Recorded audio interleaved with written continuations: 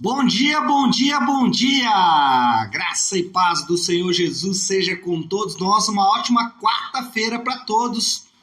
Hoje é dia 13 de outubro de 2021. Seja muito bem-vindo ao nosso devocional de hoje. E hoje o nosso tema será a graça de Deus. É interessante falar da graça de Deus no Antigo Testamento, porque algumas pessoas erroneamente imaginam que a graça é algo somente do Novo Testamento. Mas o que nós vamos ver hoje é que dentro do nosso contexto do estudo do profeta Ezequiel, exatamente a manifestação da graça de Deus. E a graça de Deus, ela é aquele instrumento de Deus que iguala todos os homens. Todos os homens estão sujeitos, estão debaixo da graça de Deus, estão debaixo da mesma graça de Deus. Essa graça, ela se manifesta de forma comum, ou seja, ela se manifesta a todo ser humano, e aí é maravilhoso porque nós podemos ver a graça de Deus manifestando até naqueles indivíduos que são impenitentes e são até contra Deus, né, se levantam contra os princípios de Deus, se levantam contra a palavra de Deus, se levantam até contra o próprio Deus, contra a pessoa de Deus, e ainda assim Deus derrama a sua graça sobre esses indivíduos. Eu gosto muito de citar o exemplo da graça de Deus sobre os cantores ou atores, né? Enfim, aquelas pessoas que fazem parte aí dos atores, né? dos personagens de Hollywood ou até da própria música. E aí você percebe homens extremamente talentosos, homens e mulheres, claro, né? Pessoas extremamente talentosas, mas que por outro lado têm suas vidas destruídas pela depressão, pela droga, pela loucura. Enfim, você vê essa dicotomia, pessoas extremamente usadas por Deus ou com um talento muito grande dado por Deus, por outro lado, com a vida extremamente destruída. Então a graça de Deus, ela iguala todos os seres humanos, ela coloca todos os seres humanos debaixo ou na mesma condição. Bom, de onde nós tiramos esse contexto para falar da graça de Deus aqui nesse texto, né, de Ezequiel? Ezequiel 20 e 21. Vamos entender o contexto aqui de Ezequiel. Ezequiel, desde o capítulo 13, ele vem em uma sequência de textos, de profecias, que está detalhando o juízo de Deus contra a nação de Israel. Então, desde o capítulo 13, Ezequiel vem detalhando como será o juízo de Deus. Ezequiel vem usando metáforas, analogias, vem usando símbolos, vem usando vários elementos, várias ferramentas ali para detalhar como se dará esse juízo de Deus. Interessante que, ainda que Ezequiel tenha vivido parte, nós já até falamos disso aqui logo lá no início do livro do profeta Ezequiel, ainda que Ezequiel tenha vivido algum tempo ali no exílio já babilônico, esse período aqui é anterior ao exílio babilônico. Aqui, Judá ainda não havia sido levada para o cativeiro babilônico, então Ezequiel ele está profetizando antes desse período do cativeiro babilônico, ainda que ele vai depois lá no futuro falar sobre já dentro do cativeiro babilônico. Mas aqui ele ainda não está e ele está dando uma sequência então de profecias que serão detalhamentos do juízo de Deus. Em meio a todo esse juízo, é difícil, porque quando você vai lendo, é uma leitura bastante forte, né? Deus ele não deixa dúvidas de que está insatisfeito com a postura da nação de Israel. Deus não deixa dúvidas de que a idolatria, a opressão, a infidelidade dos líderes, a infidelidade dos sacerdotes, a opressão por parte da aristocracia, a corrupção dos líderes políticos, enfim, Deus está extremamente insatisfeito com tudo isso e ele demonstra isso nas profecias de Ezequiel. Ele não deixa dúvidas na profecia de que Deus de fato está bem insatisfeito com toda essa situação. Mas em meio a isso tudo, em meio a esse cenário de insatisfação, de profecias com relação ao tempo que vai ser o cativeiro babilônico, 70 anos que a nação vai passar ali na Babilônia sendo punida pelos seus pecados. Em meio a tudo isso, Deus deixa uma recordação de sua graça, ou seja, Deus deixa ali uma pequena pepita de ouro, né, ou várias, né, pepitas de ouro, ele deixa ali algumas profecias relacionadas ou recordações para o povo não se esquecer que Deus está tratando com eles, é o Deus da graça. E ele faz isso aqui em meio a essas profecias, no capítulo 20, versículo 44. Olha aqui o que diz o versículo 44 do capítulo 20 de Ezequiel. Diz assim: e saberão que eu sou o Senhor, quando eu tratar com vocês por amor do meu nome, e não de acordo com seus caminhos maus e suas práticas perversas, ó nação de Israel. Palavra do soberano, o Senhor. Então, olha só o que Deus diz. Vocês vão saber que eu sou o Senhor quando eu tratar vocês não de acordo com as suas condutas, não de acordo com o seu comportamento, mas de acordo com o meu grande amor. Ou seja, Deus, em meio a esse cenário de juízo, ele deixa uma palavra dizendo, olha, eu vou tratar vocês não de acordo com o caminho de vocês. Eu vou tratar vocês não de acordo com as suas práticas, não de acordo com aquilo que vocês podem produzir, mas eu vou tratar vocês de acordo com o meu grande amor. E é baseado nisso, então, que nós vamos tirar aqui algumas lições. Primeiro, o povo, ele continuava impenitente.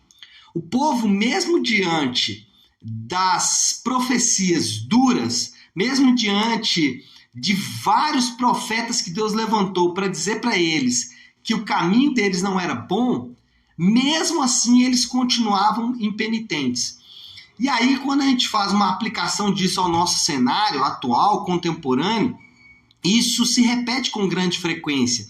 Por quê? Por mais que você ouve pessoas falando sobre colocar Jesus no centro, sobre o evangelho no centro, você ainda percebe que as pessoas estão se desviando para uma egolatria, para um egocentrismo muito grande. Só para dar um exemplo. Então, aquele povo que recebeu a palavra de Deus, aquele povo que recebeu a direção de Deus, continuava praticando seus pecados. E muitas vezes nós percebemos isso. E aí é bom a gente se lembrar que a graça de Deus é o motivo de não sermos consumidos. Nós só não somos consumidos por causa do grande amor de Deus, por causa da graça de Deus. Se não fosse a graça de Deus, nós já teríamos sido consumidos. Por quê? Porque nós ouvimos a palavra, porque nós aprendemos sobre a palavra, mas nós continuamos buscando caminhos que são opostos ao caminho de Deus. E eu dei um exemplo apenas, o exemplo do egocentrismo. O quanto nós ainda imaginamos que as coisas giram ao nosso redor, giram ao redor de nós mesmos. E muitas vezes as pregações, elas incentivam isso, a nossa vida incentiva isso, tudo girar em torno de nós mesmos. Então, é importante entendermos que a prática impenitente do pecado, a graça de Deus é a causa de não sermos consumidos mesmo diante da prática impenitente dos pecados. Segunda coisa que nós percebemos aqui é que o profeta seguia pregando. Então, o povo continuava impenitente, mesmo ouvindo as profecias de Deus, mesmo ouvindo a advertência de Deus, mas o profeta continuava pregando. Deus não abandona o seu povo. Ele continuou enviando profetas, enviando profetas, enviando profetas, enviando profetas. Deus, ele não deixou nunca de deixar claro para aquele povo que ele amava aquele povo. Então, o que nós aprendemos com isso é que nós não podemos parar de pregar. Então, não pare de pregar, não pare de evangelizar, não pare de falar do amor de Deus. Por quê? Porque a graça, ela não permite orgulho. Dentro da graça de Deus, não há espaço para os orgulhosos. Por quê? Porque tudo é feito por causa da graça de Deus. É a graça de Deus derramada sobre a nossa vida É a graça de Deus sobre nós mesmos que não permite, como eu disse no ponto anterior, que nós sejamos consumidos. Então, qual é o nosso motivo de orgulho? Por que nós podemos parar e falar assim, não vou mais falar do amor de Deus para ninguém? Então, se por um lado, né, a graça iguala todo mundo, se por um lado nós percebemos que a graça é o único motivo de nos sermos consumidos, isso nos coloca em condição de humildade. Então, eu não posso ser impaciente, porque Deus não foi impaciente comigo. Eu não posso ser orgulhoso, porque eu vou me orgulhar de quê? Qual o motivo de me orgulhar? O que eu posso me sentir melhor do que alguém? Então, de onde eu posso tirar qualquer tipo de orgulho? Então, eu não posso parar nunca de pregar, eu não posso parar nunca de evangelizar. E a terceira coisa que nós aprendemos aqui é que Deus ele promete a sua graça. Em meio a tudo isso, Deus deixa a sua promessa, a promessa de que ele é gracioso com o seu povo. Lembre-se sempre, toda motivação para mudança de comportamento deve ser baseado na graça de Deus. A nossa mudança de comportamento, seja ela qual for, não pode ser baseado no medo. Eu não posso mudar o meu comportamento por medo de ser punido por Deus. Eu não posso mudar o meu comportamento também tentando obter vantagens espirituais, tentando me colocar em uma condição de orgulho espiritual. Não. Lembrando ou voltando para o Novo Testamento, Paulo sempre oferecia a graça de Deus como motivação para a mudança de comportamento. Por exemplo, Paulo fala para os maridos lá em Efésios 5, maridos, amai a sua esposa, como Cristo amou a igreja. Ou seja, a motivação para o marido amar a esposa é o fato de Cristo ter morrido por ele, ou Cristo ter o amado. O que Paulo está dizendo é o seguinte, como você pode, marido, não amar a sua esposa, sendo que você foi extremamente amado por Deus? Lá em 2 Coríntios capítulo 9, quando Paulo vai falar sobre generosidade, ele fala a mesma coisa. Ele fala assim, olha, vocês podem ser generosos. Por quê? Porque Deus foi extremamente generoso com vocês mesmos. Ou seja, a mudança de comportamento ela deve ser baseada na graça de Deus. Você e eu, nós devemos mudar o nosso comportamento, não por medo de sermos lançados no inferno. Nós devemos mudar nosso comportamento não para obtermos qualquer vantagem ou para alcançar um nível de espiritualidade que os outros não estão, anulando a graça de Deus. Nós devemos mudar de comportamento simplesmente por causa do grande amor de Deus derramado em nosso favor. Então, se por um lado as pessoas continuam impenitentes, nós continuamos pecando, por outro lado, nós não temos do que nos orgulhar, por isso devemos continuar pregando, devemos continuar sendo pacientes com as pessoas. Em terceiro lugar, o motivo para tudo isso é a graça de Deus derramada em nosso favor. Porque Deus foi gracioso, porque Deus foi amoroso, porque Deus foi paciente, porque Deus foi misericordioso, porque Deus foi compassivo, eu devo ser da mesma forma com as pessoas. E isso muda completamente a forma como nós nos relacionamos com as pessoas. Normalmente, as pessoas se relacionam com os outros em uma relação de troca. Então, quando essa relação de troca se torna abusiva, eu abandono aquele relacionamento. Até porque aquele relacionamento não é mais capaz de me oferecer o que eu estou precisando.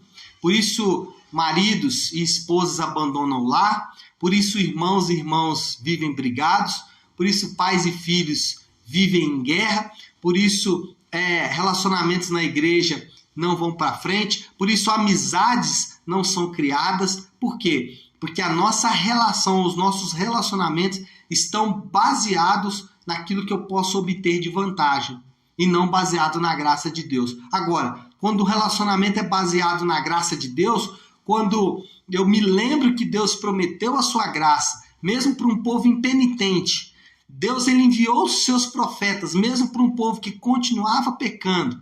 Quando eu me lembro disso, não há motivos para que eu venha abandonar os meus relacionamentos, não há motivos para que eu venha deixar os meus relacionamentos para trás. Então, qual é a moral da história de tudo isso que nós vimos aqui no profeta Ezequiel? Deus tem um amor incrível para com o seu povo. Deus tem um amor incrível por seu povo. Por isso, nós também devemos ter amor pelas pessoas. Mesmo diante dos vários pecados daquele povo, Deus preservou a sua promessa. Deus preservou a sua graça. Então, essa é a moral aqui da história. Mesmo diante de tudo aquilo que aquele povo fez, Deus preservou o seu amor, Deus manteve a sua graça, Deus permaneceu amando e tentando, ou salvando aquele povo. Tentando não, salvando aquele povo. Então, mesmo diante de tudo que aquele povo fez, Deus manteve a sua promessa e salvou aquele povo. Bom, eu quero então finalizar a partir disso, deixando aqui um desafio, Desafio para nós nessa quarta-feira, iniciando a semana curtinha, Então, qual é o desafio diante de tudo isso que nós ouvimos aqui? Qual é a aplicação que nós podemos abstrair ou retirar de toda essa palavra? Pare e pense. Você é gracioso com as pessoas? Você derrama graça na vida das pessoas, assim como Deus derramou graça sobre a sua vida? O desafio hoje é ser gracioso, como Deus foi gracioso conosco. Ser gracioso com o nosso cônjuge, com os nossos filhos, com os nossos pais, com os nossos irmãos, com os irmãos da igreja, enfim, seja gracioso, porque Deus foi extremamente gracioso com você também. Tá certo? Bom, diante disso, então, acho que nós podemos orar. Eu, como faço toda semana, eu inicio a nossa semana com a oração que o Senhor nos ensinou, com a oração do Pai Nosso. E ainda que essa semana seja curtinha, Começando aqui na quarta-feira, eu sei que muita gente trabalhou na segunda-feira, mas a semana começando aqui na quarta-feira, nós vamos então fazer a oração do Pai Nosso, juntos, orar a oração que o Senhor nos ensinou. Então vamos orar juntos. Se você puder, então, pare agora o que você está fazendo e vamos juntos buscar a Deus em oração. Vamos orar. Pai nosso que estás nos céus, santificado seja o teu nome. Venha o teu reino, seja feita a tua vontade, assim na terra como no céu. Dá-nos hoje o nosso pão de cada dia. Perdoa as nossas dívidas, assim como perdoamos aos nossos devedores.